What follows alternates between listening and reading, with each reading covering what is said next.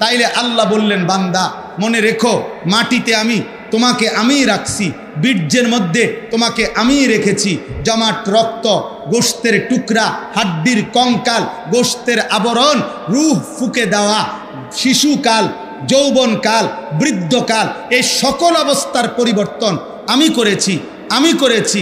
অমিনকুম মান ইউতাওয়াফা মিন ক্বাবলু, আমি কিন্তু সবাইকে যৌবন দেই না, সবাইকে বৃদ্ধ বানাই না, বরং অসংখ্য ব্যক্তিকে আমি আল্লাহ এই 3 স্তরে পৌঁছবার আগেই মৃত্যু দিয়ে ফেলি। কেউ ছোটবেলায়, কেউ যৌবনকালে, কেউ বৃদ্ধকালে। মৃত্যু হয় কি না?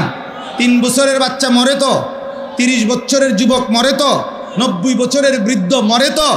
ওয়ালিতাবলুগু আজালাম মুসাম্মা, আমি কিন্তু প্রত্যেককে আমি আল্লাহর নির্ধারিত হায়াত আমি পূর্ণ করে থাকি। কাউকে অকালে মৃত্যু দেই না, বরং আমার ফয়সালা মতে মৃত্যু দেই।